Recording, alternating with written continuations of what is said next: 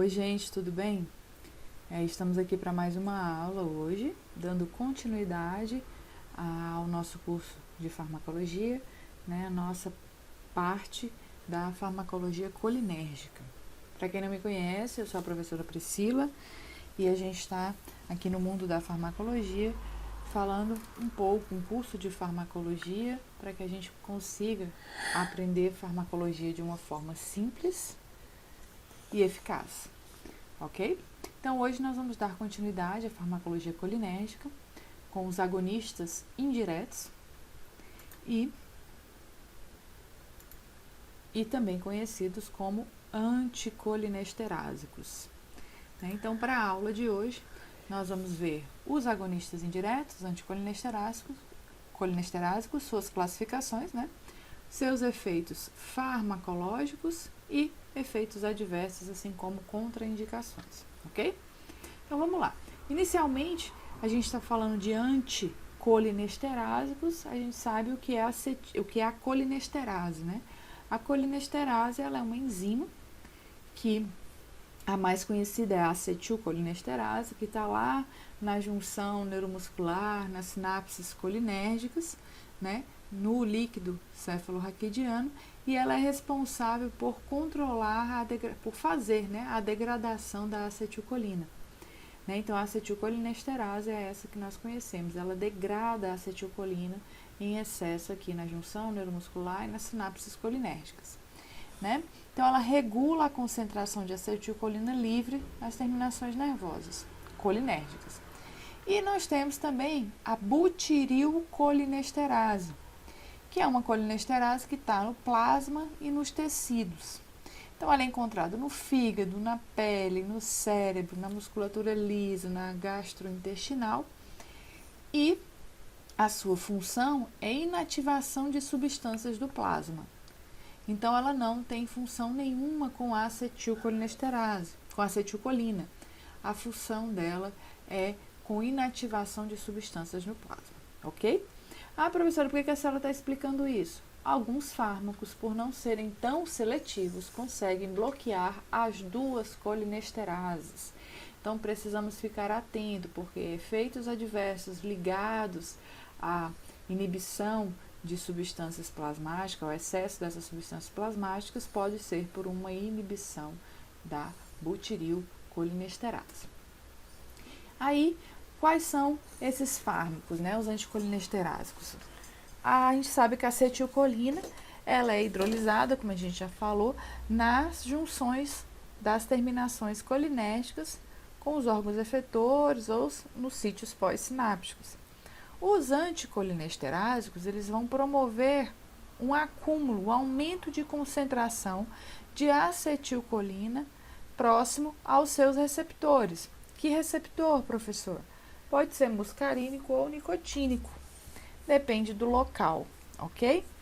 E a acetilcolinesterase, ela vai ser o alvo principal desses fármacos que têm a ação indireta, fármacos colinérgicos de ação indireta. Eles vêm aqui e inibem a acetilcolinesterase, fazendo com que eu tenha um acúmulo de acetilcolina no meu na fenda, na junção neuromuscular. Então, a gente tem aqui essa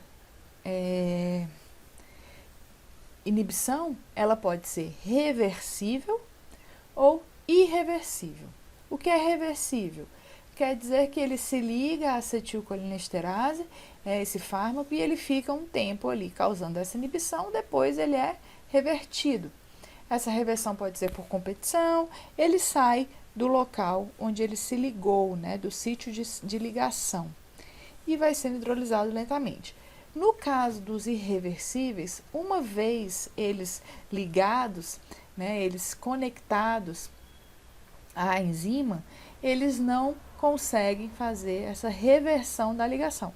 Para que isso ocorra, nós precisamos usar um outro fármaco, que a gente vai falar mais lá na frente, que é a pralidoxima, que ela consegue aí fazer essa reversão, ok? Mas fisiologicamente isso não acontece com esses fármacos esses anticolinesterásicos irreversíveis, que a gente vai ver também que eles são conhecidos como os organofosforados, os mais conhecidos, né? Então, gente, qual o efeito desses anticolinesterásicos? O efeito principal, o único efeito dele, na verdade, é aumentar a densidade e a concentração de acetilcolina que eu terei aqui na fenda sináptica ou na junção neuromuscular. Aí, a acetilcolina vai ter uma maior chance de interagir com seus receptores. Assim, essa interação vai fazer com que eu tenha os efeitos muscarínicos ou nicotínicos, ok? Então, o único efeito dos anticolinesterásicos é inibir a colinesterase para que eu aumente a concentração de acetilcolina, ok? Entendido isso, vamos partir para os colinesterásicos.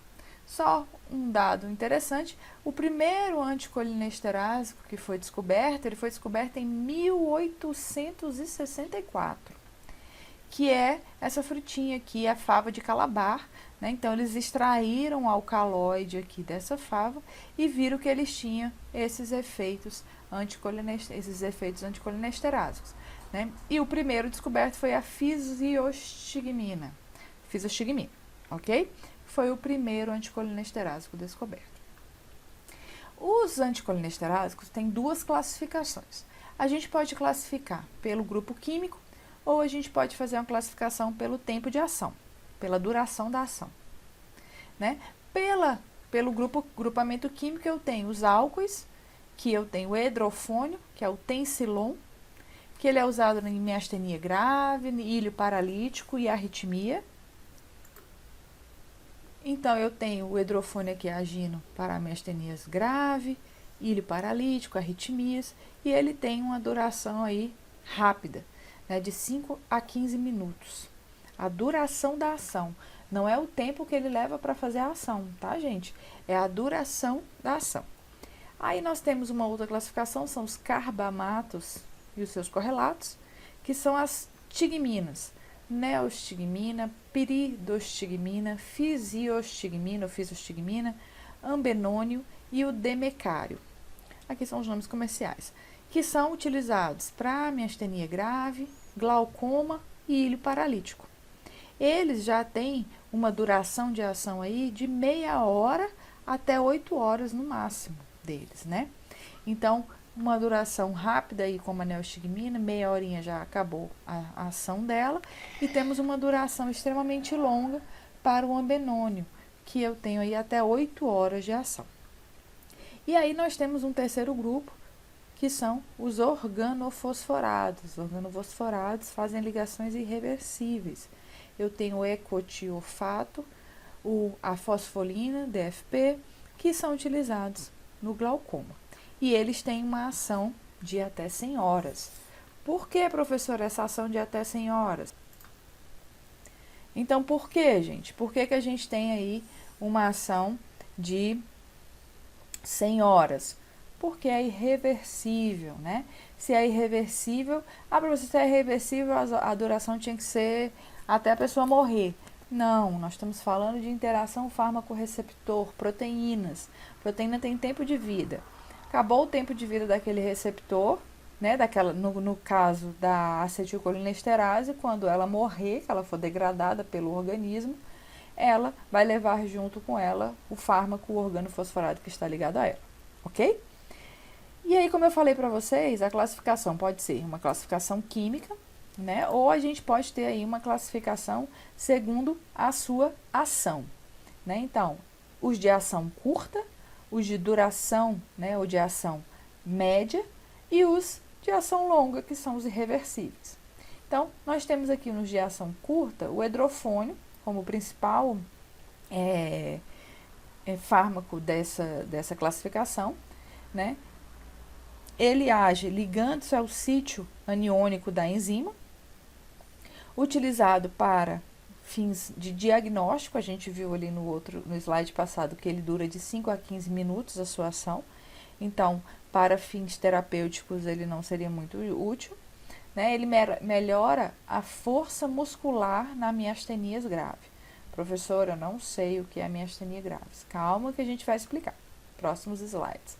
Então, eles têm ação anticolinesterásicos, os de duração média, né, que são os anticolinesterásicos de média duração. Eu tenho a neostigmina, que tem uma duração de meia hora, piridostigmina e fisiostigmina, de 4 a 6 horas, né?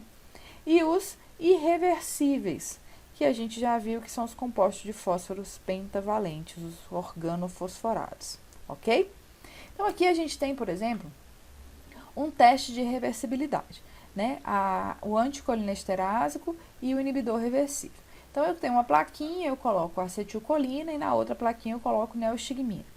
E eu vou colocar nas duas, eu vou adicionar o anticolineesterásico. O anticolineesterásico não, a acetilcolinesterase, né?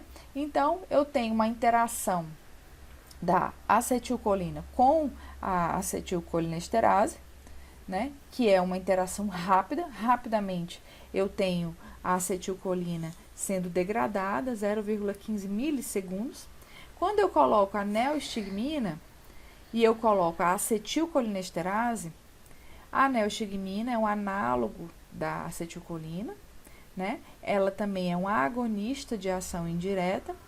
Então, quando eu tenho a neostigmina interagindo aí com a acetilcolinesterase, eu já tenho um processo mais lento. A acetilcolinesterase leva mais tempo para degradar a neostigmina. Então, ela demora aí de meia hora a 6 horas. Por isso, o tempo de ação da neostigmina é esse, né? De meia hora a 6 horas. Então, isso aqui, na verdade, é um teste onde mostra que a ação rápida da acetilcolinesterase na acetilcolina e a ação da acetilcolinesterase na neostigmina, ou seja, na reversão da administração desses colinesterásicos, né, de ação indireta, ok? Então, eu tenho aqui,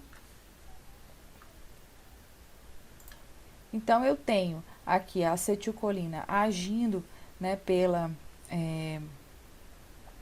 acetilcolinesterase, né, com a ação na acetilcolinesterase, rapidamente degradando essa acetilcolina, e eu tenho a neostigmina tendo uma ação mais lenta.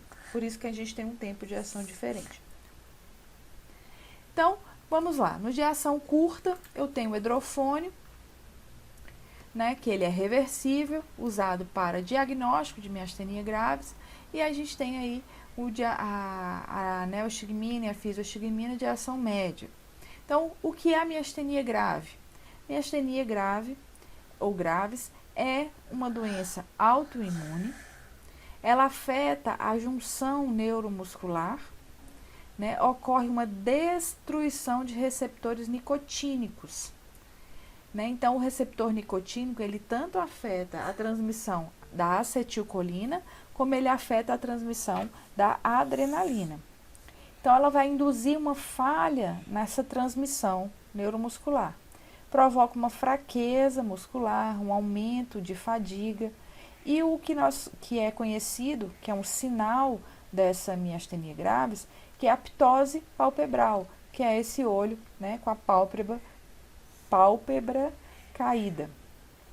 Então, para fazer o diagnóstico, o que eles fazem? Eles administram o hidrofônio e rapidinho, em 5 minutos, essa pessoa consegue levantar a pálpebra, né? Então, se isso acontecer, é resultado, né? É um sinal aí de que ela tem grandes chances de ter a miastenia gravis, né? Então, aqui só mais um gráfico mostrando, a pessoa produz a acetilcolina, ela não tem problema nenhum em produção de acetilcolina, mas ela tem uma destruição de receptores.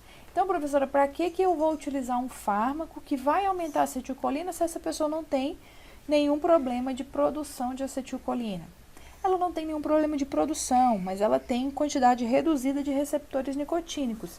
Isso faz com que, mesmo ela tendo uma produção normal de acetilcolina, eu tenho poucos receptores, então eu vou ter pouca ação. Quando eu aumento a demanda de acetilcolina, eu tenho mais chance de interação com os receptores. Eu vou aumentar a densidade da acetilcolina ali dentro, né? Então, eu aumento a demanda desses receptores. quanto maior essa demanda de acetilcolina aqui, mais chance eu tenho de interação com o receptor, ok? Aqui está o resultado do teste de diagnóstico de amiastenia com o hidrofônio. Então, essa pessoa tem aptose palpebral, ela faz o uso do colírio com o hidrofônio e em 5, 15 minutos você consegue abrir os olhos, diagnosticando aí a miastenia graves. Aí nós vamos falar um pouquinho dos que têm duração média. Aí nós temos a fisiostigmina ou fisiostigmina, né, que é muito utilizada para o tratamento do glaucoma. E a gente tem a rivastigmina, que é utilizada para o tratamento da doença de Alzheimer. Ela ajuda aí na diminuição da produção da proteína beta-amiloide, que é muito encontrada em pessoas que têm Alzheimer, diagnosticadas com Alzheimer. Então, os análogos da fisiostigmina, ou fisiostigmina, eles são suscetíveis à hidrólise química. Então, eles podem ser quebrados, né, degradados. Eles atravessam a barreira hematoencefálica. Isso é um dado bastante relevante para os fármacos, porque atravessar a barreira hematoencefálica pode nos resultar em sintomas no sistema nervoso central, né? Em sintomas diferenciados. Então, eles são, alguns análogos da fisiostigmina, eles vão ser resistentes à hidrólise. A gente viu que a fisiostigmina foi o primeiro fármaco de ação indireta descoberto, e os seus análogos agora eles são resistentes, ou seja, os que têm estrutura semelhante à fisiostigmina, agora são resistentes à hidrólise e eles não atravessam a barreira hematoencefálica, sendo mais seguro para os pacientes, ok? Então, a gente falou da duração média, né, fisiostigmina, neostigmina, piridostigmina, e agora a gente vai falar da última classificação, que são os irreversíveis, os organofosforados. Então, eles são inibidores irreversíveis da acetilcolinesterase. Eles se ligam à acetilcolinesterase e não se desligam, a não ser que a gente use outro fármaco, né? Eles formam complexos extremamente estáveis e têm longa duração. A gente viu aí 100 horas. Professora, 100 horas, longa duração, por que mesmo? Tempo de vida da acetilcolinesterase, ok? Esses anticolinesterásicos irreversíveis, né? A gente tem como exemplo os diflos, paration, o ecotiopato, os derivados orgânicos do ácido fosfóricos, né? Os organofosforados, que são os mais conhecidos, os gases bélicos, que foram muito utilizados na Segunda Guerra Mundial, naquelas câmeras de gás mesmo, para matar pessoas, porque a morte é rápida, né? Você bloqueia aí a acetilcolinesterase, rapidamente essa pessoa vai ter um aumento de acetilcolina, broncoconstrição e morte, além da bradicardia com insuficiência coronária, né? Então, ele fosforila a enzima, causa uma ligação covalente e extremamente estável e é de rápida absorção, o que faz com que o efeito dele seja ainda mais rápido. Então, a gente tem o sarin, né, o soman, o terminator, que são fármacos aí utilizados, muitos até são considerados venenos, utilizados aí para matar ratos, raticidas, né? Então, eles têm uma ação aí uma interação direta com a acetilcolinesterase, né? Então, eles em forma de gases, né, os diflos e o sarin, que são gases, tá aqui a composição deles, eles interagem aí com a serina e formam um composto extremamente estável, um composto estável que não consegue ser degradado fisiologicamente, né? Então, para que a gente consiga degradar, há necessidade de utilizar o antídoto dos organofosforados, que nós chamamos de pralidoxime, é o antídoto. O que o pralidoxime faz? Eu tenho aqui a ligação do organofosforado, né, com a serina, causando aqui uma ligação extremamente estável. O pralidoxime vem, se liga ao organofosforado e quebra essa ligação estável com a serina. É a única forma de remover esse organofosforado aqui. Então, o pralidoxime se junta, faz uma ligação aqui com o fosforado, né, o organofosforado, e a gente consegue desligá-lo da molécula. Então, é a única forma de reversão.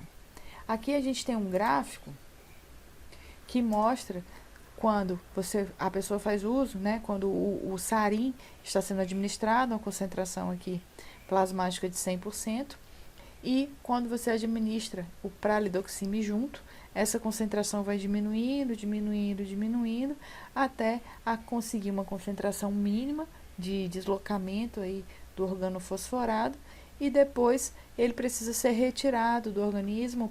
O pralidoxime tem que ser dado até o organofosforado todo ser eliminado, porque senão ele se une novamente e faz novas ligações, ok? Quais são as contraindicações do uso de agonistas indiretos, né, os anticolinesterásicos? Pessoas que têm asma, né, porque ele causa broncoconstrição. As pessoas que têm doença cardíaca, porque ele causa diminuição aí na potência do coração. Para quem tem Parkinson, porque ele pode causar mais tremores periféricos. E para os que têm úlceras pépticas e problemas gástricos, porque aumentam as secreções também, assim como os de uso indireto. A toxicidade, ele vai ter o que? A pessoa vai apresentar salivação, lacrimejamento, aumento de urina, né, da micção, diarreia, êmese, né, o vômito, bradicardia, hiper ou hipotensão, né, porque é um efeito nicotínico, a gente tem hipo ou hipotensão, cólicas, broncoconstrição, tremores, principalmente periféricos, náusea, e pode induzir a convulsões do sistema nervoso central, fisiostigmina, né, que passa pela membrana hematocefálica. O tratamento, antagonistas muscarínicos, né, nós temos a atropina, um reativador, a atropina como antagonista muscarínico, e o uso de um reativador da acetilcolinesterase, que é a pralidoxima. Né? Ventilação mecânica, porque a broncoconstrição é um dos primeiros efeitos. Então, a toxicidade ocorre por uma exacerbação dos efeitos colinérgicos. O tratamento vai ser sempre a administração primeiramente, de atropina, né, 1 a 2 miligramas por via endovenosa a cada 30 minutos, que aí a gente vai ter um antagonista muscarínico sendo utilizado, e pode ser usada a pralidoxima, que é o contration, se esse fármaco for um organofosforado, né, for irreversível, ela reativa essa colinesterase. Então, a morte pode ocorrer por uma insuficiência respiratória, por isso que esse paciente tem que ser levado diretamente para a ventilação mecânica, né? E aí nós temos uma ação muscarínica nos brônquios, broncoconstrição, e nicotínica na placa motora, né? Eu vou aumentar a adrenalina aí também, que vai fazer com que esse paciente tenha uma taquicardia e uma broncoconstrição, ok? Então, os tratamentos, como a gente viu, atropina, primeiro tratamento, coloca esse paciente em ventilação, né? Que é um antagonista muscarínico. Temos aí 0,25 mg por ml, ou 0,50, 1 mg por ml. Né? O tratamento pode ser de 5 em 5 minutos, 10 em 10 minutos, 15 em 15 minutos, ou 30 em 30 minutos, ou de acordo com a indicação médica, de acordo com a recuperação do paciente. E o tratamento, a interrupção do tratamento para a intoxicação, vai de acordo com a resposta do paciente, né? E a pralidoxima, se for o organofosforado, como a gente já falou, ela consegue aí deslocar o organofosforado da ligação com a acetilcolinesterase. A gente tem o efeito aqui da pralidoxima, que a gente já explicou anteriormente, né? Então, ela é o antídoto, que nós chamamos de reativador da colinesterase, é o contration, indicado para ser usado até no máximo em 72 horas. Por quê? Porque até 72 horas essa ligação não é completamente irreversível. Você tem um tempo de desfazer essa ligação. Após 72 horas, você só consegue com a morte da acetilcolinesterase, ok? Então, é esperar e dar suporte para esse paciente para ver se ele consegue reagir. Contraindicação, qualquer intoxicação por carbamatos. Então, a gente termina aqui essa aula de mais uma aula da farmacologia colinérgica. Nós falamos dos agonistas indiretos, que são os anticolinesterásicos, né? Já temos outra aula falando dos agonistas diretos. E o próximo vídeo será dos antagonistas. Eu espero que vocês tenham entendido. Qualquer dúvida, pode deixar comentários, podem me mandar e-mail no mundodafarmacologia@gmail.com, certo? Vocês podem, por favor, eu peço para que vocês tenham gostado, dê um like, compartilhem o vídeo, se inscrevam no canal para me ajudar, tá bom, gente? Muitíssimo obrigado e a gente se encontra no próximo vídeo. Até mais!